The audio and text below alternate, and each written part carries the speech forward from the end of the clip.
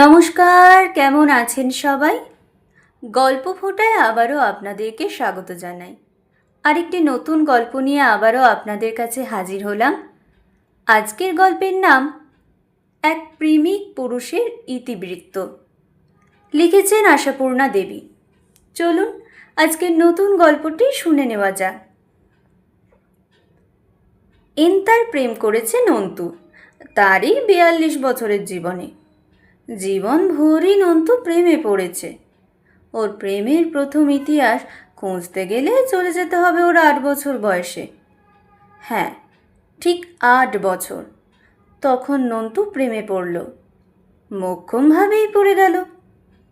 প্রেম পাত্রী তার সদ্য বিবাহিত মাস্তুতো বৌদি রাকা। নন্তু সেই নববধূর ঢলঢলে মুখ দেখে মোহিত হলো, কাজল পরা কালো চোখের চাউনি দেখে মুগ্ধ হলো, আলতা পরা পায়ের লাবণ্য দেখে বিভোর হলো, আর ঝকমকে গহনায় মোড়া হাত গলা কান দেখতে জগৎ বিস্মৃত হলো। নন্তু ওই লাবণ্যবতীর দিকে হাঁ করে তাকিয়ে থেকে ভাবে, স্বর্গের পরীরা নিশ্চয় এই রকমই হয়।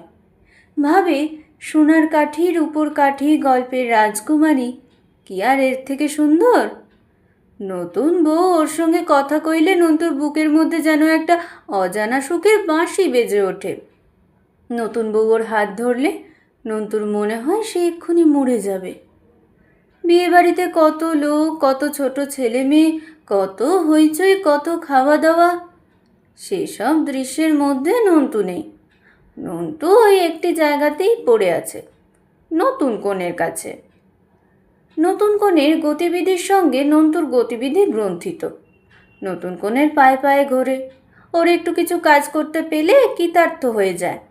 নতুন কনের আর কাজ কি? হয়তো একটু জল চাইল, হয়তো কোনো একটা বই চাইল। একদিন বলল, এ বাড়িতে খবরের কাগজ আসে না নন্তু? নন্তুর মনে হলো জীবন ধন্য হয়ে গেল তার। নন্তু একেবারে সোজা দাঁড়িয়ে উঠল। হ্যাঁ তো, দুটো কাগজ আসে তো, ইংরেজি বাংলা। এখন কেউ পড়ছে? জিজ্ঞেস করলো নতুন বউ। তার মানে ওটা ওর এখন পেলে ভালো হয়। নন্তু তীর বেগে ঘর থেকে বেরিয়ে গেল, আর মুহূর্তে দুখানা কাগজই হাতে নিয়ে চলে এলো, যেন কোথাও কোনো বামুন বুড়ো অথবা দৈত্যরাজকে পরাজিত করে রাজকুমারীর প্রাণ ভোমরা উদ্ধার করে নিয়ে এলো। মুখের চেহারায় তেমনই দীপ্তি। রাকা বলল, আরে দুটোই নিয়ে এলে? আর কেউ যদি পড়তে চায়? বিয়ে বাড়িতে কে পড়ছে? বড় মেসোমশাই শুধু সকালে একবার। নন্তুর তখনও বুক তোলপাড় করছে। নন্তুর কথার ভঙ্গিতে সেটা ধরা পড়ে যায়। নতুন বউ হেসে ফেলে বলে, এত ছুটতে আছে? এই দেখো হাঁপাচ্ছে। নন্তু কৃতার্থ মনের হাসি এসে বলে, না তো। এই বিয়েতে নন্তুই হয়েছিল নির্ভর, কারণ ওর বয়সের যেসব ছেলে আছে এদিক ওদিক, নন্তুর তাদের মধ্যে সবচেয়ে সুন্দর সুকান্তি।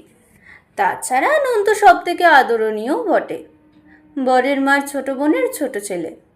সেই যে নন্তু কোচানো ধুতি আর গিলে করা পাঞ্জাবি পরে কপালে চন্দনের ছাপ এঁকে আর গলায় ফুলের মালা দুলিয়ে বরের সঙ্গে গেল, আর ছাদনাতলায় বউকে দেখল, সেই ওর রোম্যান্সের শুরু। বিয়ে সত্যি বর ছলছুতোয় এ ঘরে হেসে হেসে হেসে বলে, নির্বরটি দেখছি সবটা দখল করে নিচ্ছে, আসলের জন্য কিছু রাখছে না। বউ মুখ টিপে হেসে বলে, ও তো দস্তুর মতো আমার প্রেমে পড়ে গেছে। ও পড়লে ক্ষতি নেই, তুমি না পড়লেই হলো। বউ বলে, আমি বা নয় কেন? প্রতিদান বলে একটা কথা আছে তো। নন্তু অবশ্য এসব শুনতে পায় না, ওর কান বাঁচিয়েই বলা হয়। আর রাসুদা ঘরে ঢুকলে তো নন্তু বেজার মুখে উঠে গিয়ে বারান্দায় দাঁড়িয়ে থাকে। রাসুদাকে আজকাল আর দু চোখকে দেখতে পারে না নন্তু। তবু রাসুদা যখন ডাকে, কি রে নন্তু, চলে গেলি কেন? আর না এসে উপায় থাকে না বেচারার, কিন্তু ভালো লাগে না একদম। রাসুদা ঘরে ঢুকলেই যেন বিশ্ব পৃথিবী ভুলে যায় বৌদি। নন্তু নামের একটা ছেলে যে এখানে উপস্থিত আছে তা যেন মনেই থাকে না। তবু এই নিষ্ঠুরার সঙ্গই নন্তুর কাছে প্রাণ। নন্তুর মা বলে, ভালো এক নেশায় পড়েছে ছেলে, খেতে ডাকলে আসে না গো, কাল থেকে ওই নতুন বউয়ের সঙ্গেই খেতে দিতে হবে দেখছি। বড় মাসি বলেন, তার চেয়ে একটা উচিত মতো কোণে জোগাড় করে ফেলো, তোর বাড়িতেও একটা ঘটা লাগুক। হাসির রোল উঠল বাড়িতে, কিন্তু রোল বেশি দিন থাকলো না। অবশ্য নন্তুরাও তো বেশি দিন থাকলো না। নেহাত গরমের ছুটির মধ্যে এই বিয়েটা হলো বলেই এতদিন থাকতে পাওয়া, যেতে তো হবেই একদিন। কিন্তু শেষ রক্ষা আর হলো না। যাবার দিন নন্তু এমন এক কাণ্ড করে বসলো যে সবাই নন্তুর একদিনের ব্যবহারের আসলে মানে খুঁজে পেয়ে হাঁ হয়ে গেল, আর ভাবতে লাগলো যত সরল শিশু ভাবা যাচ্ছিল তত তো নয় বাপু। চলে আসার দিন নন্তু এক ফাঁকে একটি প্রণয় কাব্য লিখে রাকার হাতে গুঁজে দিয়ে পালালো। বলে গেল কাউকে দেখাবে না। কিন্তু অবিশ্বাসিনী নারী নন্তুর এই নিষেধের মর্যাদা রাখল না। ফলে বাড়ি শুদ্ধ সকলের হাতে হাতেই ফিরতে লাগলো সেই কবিতাপত্র। হাসির স্রোতেই ভাসমান হয়ে পড়ল সবাই। কিন্তু মনে মনে না ভেবে পারল না, ও খোকা, তলে তলে তো বেশ পেকেছ দেখছি। সেই কাব্যপত্রটি এই, রাকা রাকা রাকা, তোমায় ছেড়ে চলে যেতে প্রাণ হচ্ছে ফাঁকা। তুমি এত সুন্দর, তাই তো এত ভালোবাসি। তোমার সবই সুন্দর কথা আর হাসি। স্কুলে গিয়েও তোমার কথা মনে পড়বে, লেখাপড়া সব কিছু মাথায় চড়বে। ইতি নন্তু। শেষ লাইন দুটোই মারাত্মক, এর মধ্যেই পাকামির অভ্যাস। যাক, বাড়ি ফিরে বাবার হাতের একটি কড়া কানমোলা ব্যতীত আর কোনো খেসরত দিতে হয়নি নন্তুকে তার প্রথম প্রেম বাবদ। সেটা দিতে হলো দ্বিতীয়বারের বার। দ্বিতীয়বার প্রেমে পড়েছিল নন্তু তার 13 বছর বয়সে। এবার প্রেমপাত্রী তাদের পাশের ফ্ল্যাটে নতুন আসা ভাড়াটেদের 12 বছরের মেয়ে দীপা। মেয়ে নয়, যেন পাকা আপেল, ফোটা গোলাপ। নন্তু জানালা দিয়ে নতুন ভাড়াটেদের আসা দেখছিল। খাট, আলমারি, আয়না, দেরাজ নামানো দেখতে দেখতে হঠাৎ ওই মেয়েকে দেখল, এবং দেখলো আর মরল। নন্তুর থেকে একটু বড় একটা ছেলেও ছিল ওদের বাড়ি। নন্তু হঠাৎ তার দারুণ ভক্ত হয়ে গেল। নন্তু ওদের বাড়িতেই পড়ে থাকতে শুরু করলো। মা কিছু বললে তেজের গলায় বলে, দীপকদার কাছে পড়া বুঝে নিতে গিয়েছিলাম। মা সন্দেহের গলায় বলে, ওর এত সময় আছে যে এতক্ষণ তোকে পড়ায়? নন্তু আরও জোর গলায় বলে, এতক্ষণ পড়াবে কেন? দীপকদা বলে, সর্বদা পড়া করলে মাথা খারাপ হয়ে যায়। ক্যারাম খেল। খেলাটা মিথ্যে নয়, নন্তু গেলেই দীপা ক্যারাম বোর্ড পেড়ে বসে। দাদার নাম দীপক, বোনের নাম দীপা। শব্দটার সঙ্গে কোনো মিল খুঁজে না পাওয়ার জন্যেই হোক, আর পূর্ব অভিজ্ঞতা তিক্ত স্বাদের স্মরণেই হোক, এবার আর নন্তু কবিতার দিক দিয়ে গেল না। নন্তু সোজাসুজি দীপার হাত ধরে বলে বসল, আমি তোকে ভালোবাসি। দীপা যে সত্যি একেবারে অবোধ তা মনে করবার হেতু নেই। আপন রূপ সম্পর্কে দিব্যি সচেতন এই দ্বাদশী। ছলাকলাও শিখেছে কম নয়। ক্যারাম খেলায় হেরে গিয়ে যখন হইচই করে অথবা আর খেলবো না বলে ঘুঁটি ছড়িয়ে উঠে যায়, তখন ভঙ্গিমা করে অনেক, এবং খাটো ফ্রকের আঁটো কাটের বাহারটি কিসে ভালো মতো উদ্ঘাটিত হয় তা ভালোই জানে। কিন্তু এখন নন্তুর ওই প্রেম নিবেদন স্রেফ এইমাত্র পৃথিবীতে পড়া মুখে বলল, উমা, সে কথা এত ঘটা করে বলার কি আছে রে? বন্ধু হোস, ভালোবাসবি না? আমিও তো তোকে কত ভালোবাসি। 13 বছরের নন্তু তার থেকে 1 বছর 2 মাসের ছোট এই অবোধ বালিকার মধুর সরলতায় মুগ্ধ হলো, আবার করুণাও বোধ করলো। তাই করুণার গলাতেই তাকে জ্ঞান দেবার মহৎ উদ্দেশ্য দিয়ে বলল, তুই এমন বুদ্ধু, বন্ধুর মতো নয় মোটেই। তোর জামাইবাবু তোর দিদিকে যেমন ভালোবাসে তেমনই। এমা, কি অসভ্য! বলে দেব দিদিকে, চল তোকে দিদির কাছে নিয়ে যাই। বলে দীপা ওকে এমনভাবে সাট্টে পাট্টে ধরে নিয়ে চলল, তেমন ধরা একমাত্র চোরকেই ধরে লোকে, চোর পালিয়ে যাবার ভয়। কিন্তু এখানে চোর কি পালিয়ে যাবার? নন্তুর মনে হলো ধরা পড়ার মতো সুখ কি ইহ পৃথিবীতে আর আছে। নন্তু সেই সুখটা তাড়িয়ে তাড়িয়ে উপভোগ করতে চোখ বুঝল। কিন্তু নন্তুর সময় নির্বাচনটা বড় ভুল হয়েছিল। দীপার দিদি জামাইবাবুর উপস্থিতিতে দীপার সঙ্গে প্রেমের রকম ফেরির ব্যাখ্যা করাটা সমীচীন হয়নি তার। তবে সেটা বুঝল নন্তু একটু লেটে। চোখ বোঝা অবস্থাতেই দিদির গলা শুনতে পেল। এর মানে কণ্ঠস্বর কুলিশ কঠোর। সঙ্গে সঙ্গেই দীপার শিশু কণ্ঠের আধুরে কথা যেন কাবের উপর বাজ ফেলল। দেখ না দিদি, এই পাজিটা এমন অসভ্য কথা বলছে, তাই তোমার কাছে ধরে নিয়ে যাচ্ছি। আর ধরে নিয়ে যেতে হবে না, বাচাল বেহায়া মেয়ে কোথাকার, ছাড় ওকে। মুহূর্তে স্বর্গশোক বিলুপ্ত। পায়ের তলায় কি মাটি আছে? থাকলে নন্তু নামক প্রেমিক বালকটি তলিয়ে যাচ্ছে কেন? কেন? দিদি নন্তুকে জিজ্ঞেস করল না। কি বলেছিস তুই দীপাকে? দীপা কি জিজ্ঞেস করলো? কি বলেছে? দীপা অবলীলায় বলল, বলেছে জামাইবাবু তোমায় যেমন ভালোবাসে ও আমায় তেমনই। হি, এমন অসভ্য না। নন্তু তখনও লোকচরিত বিশ্লেষণ করতে শেখেনি, কিন্তু তখন নন্তুর মনের মধ্যে যে ঝড় বইছিল তা ভাষার ছাঁচে ফেললে এই দাঁড়ায়, ওহ, মেয়ে মানুষ কি সর্বনেশে জাত! ফোটা গোলাপের মধ্যে এমন কাঁটা, পাকা অ্যাপেলের ভিতরটা এমন পচা। দিদির মুখ দিয়েই বা এসব কথা বেরোচ্ছে কি করে? নন্তু ভিজে বেড়াল, নন্তু নেকা বদমাইশ, নন্তু বোকা বজ্জাত। নন্তু মনে মনে ঠিক করলো জীবনে আর এই মেয়ে মানুষ জাত তার কাউকে ভালোবাসে নয়। এরা হাসতে হাসতে লোকের গলা কাটতে পারে। আসো কোনোদিন ওই পাজি মেয়েটা এই নন্তু ক্যারাম খেলবি বলে ডাকতে, মজা দেখিয়ে দেবে নন্তু। কিন্তু ইহ জীবনে আর তাকে মজা দেখাবার সুযোগ পেল না নন্তু। মেয়েটা কোনোদিন ডাকা তো দূরের কথা, নন্তুর দিকে তাকিয়েও দেখল না। নন্তুর সামনে দিয়ে দিয়ে স্কুলে গেল এলো করতে করতে শরীরটাকে এমন বাড়াবাড়ন্ত করে তুলল যে 14তেই 18 মনে হতে লাগলো। অবশেষে সত্যি 18 হতে না হতে দীপুকে শ্বশুরবাড়ি পাঠিয়ে দিল ওরা। ওই বিয়েটাকে ঘিরে অনেক স্বপ্ন দেখেছিল নন্তু। বিরোধ ভুলে ওরা নেমন্তন্ন করবে। বাড়ির আর কেউ যেতে না চাওয়ায় ছাই ফেলতে ভাঙা কোনো নন্তুকেই যেতে হবে নেমন্তন্ন রক্ষা করতে। তারপর বিয়ের কনেকে জানিয়ে আসা যাবে, তোমার জন্যেই আজ আমার এই দশা, তোমার জন্যেই আজ আমি মরতে বসেছি। কিন্তু কথাগুলো বলবার সুযোগ আর পেল না নন্তু। দীপুর চোখের চামড়াহীন বাপটা পড়শি হিসেবেও নন্তুদের একখানা নেমন্তন্নর চিঠি দিল না। সেই পুরনো রাগ পুষে রেখেছে। চিঠিটা বুক পকেটে না থাকলে কিসের বলে বলিয়ান হয়ে এরকম গোলমেলে জায়গায় যাওয়া যাবে? তবে ঢুকতে পেলেও এবং বলতে পেলেও সত্যি কথা তো আর বলা হতো না।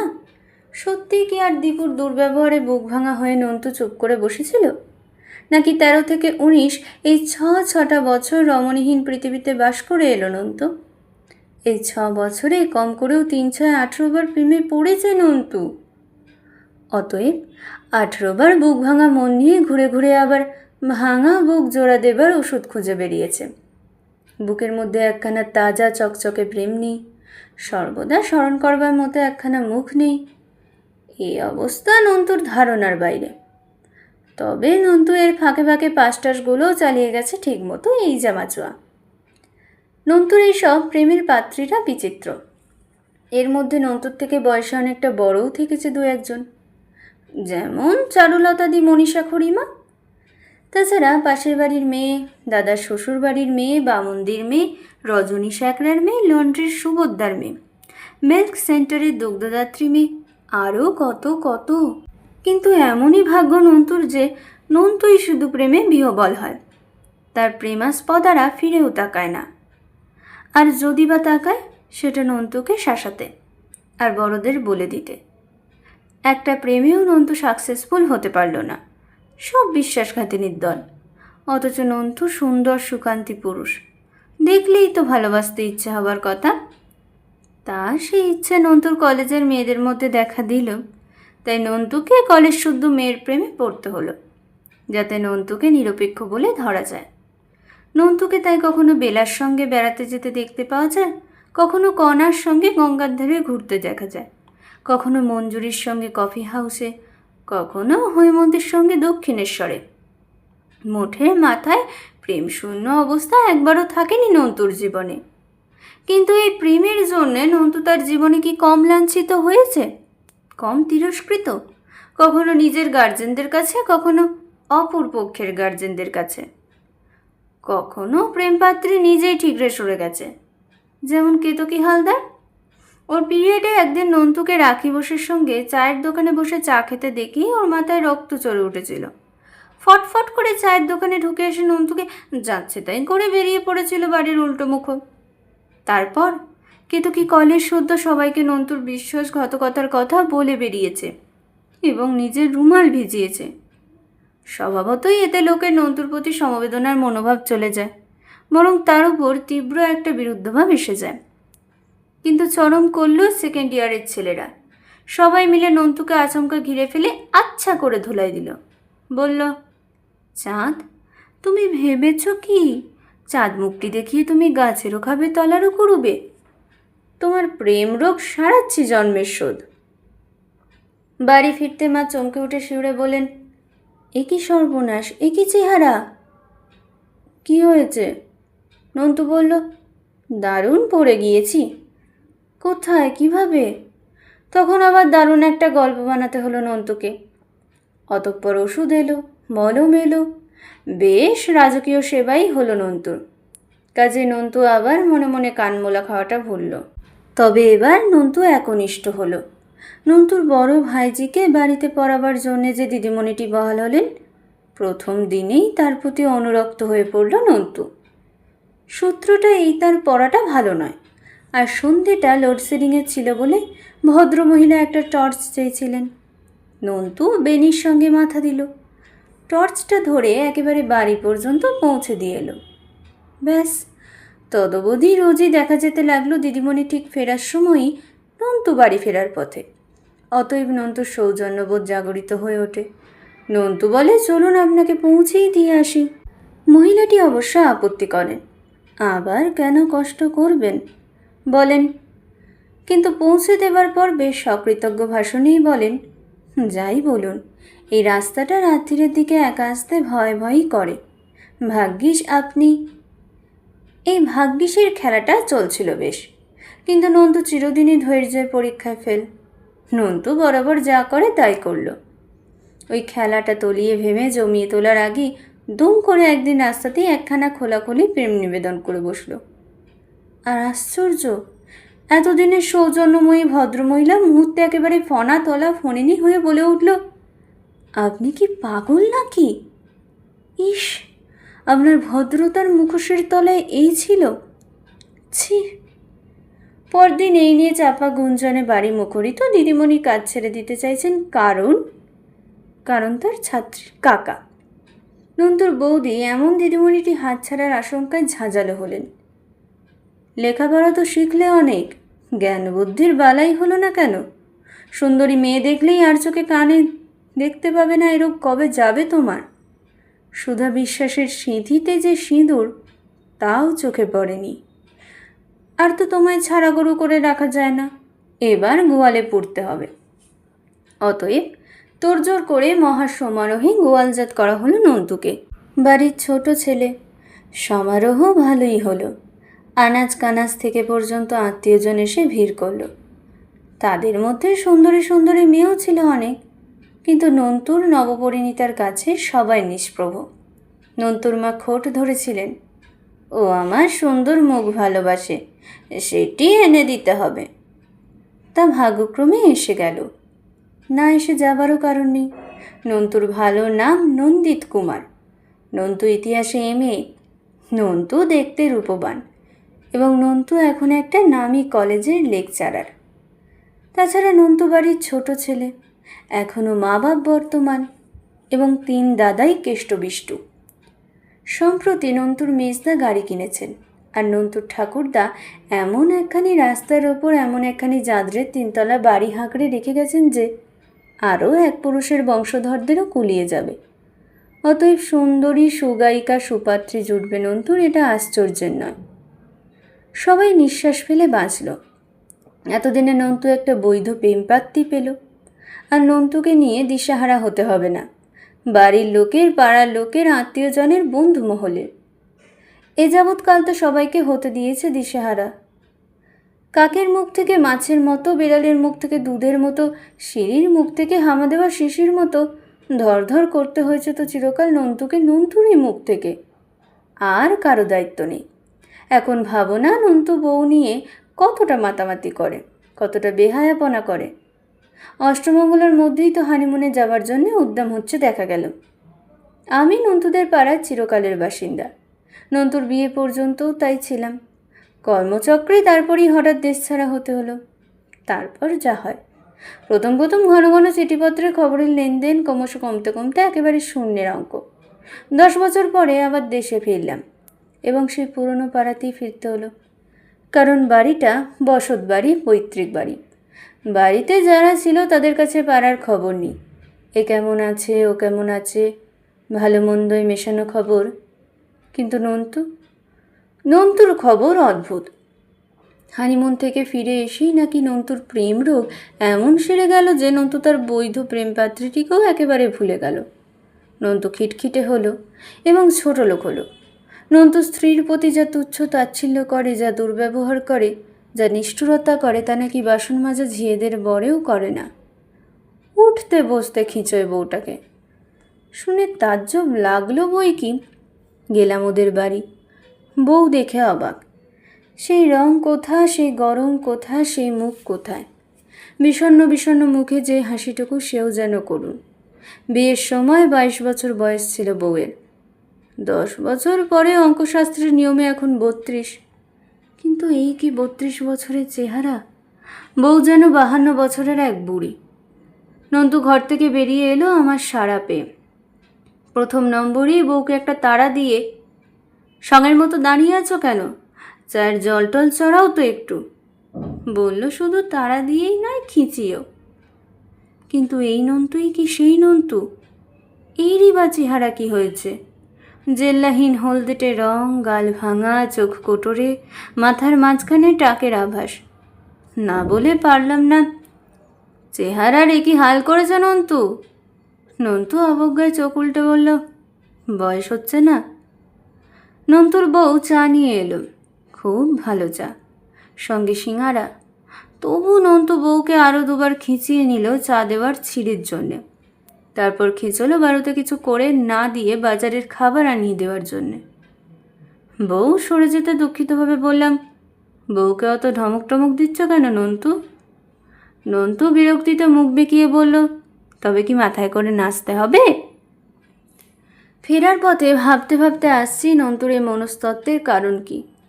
বিয়ে হয়ে নন্তুর সব সম্ভাবনা ফুরিয়ে যাওয়ার হতাশায়, না সারা জীবন নন্তু নারী জাতির কাছে যে দাগা পেয়েছে, হাতের মুঠোয় তাদের একজনকে পেয়ে হিংস্র প্রতিশোধ নেওয়া। কেমন লাগলো আজকের গল্পটি অবশ্যই কমেন্টের মাধ্যমে জানাবেন। একটি লাইকের মাধ্যমে আগে পৌঁছাতে উৎসাহ দেবেন। দেখা হবে খুব শীঘ্রই নতুন আরেকটি গল্পের সঙ্গে।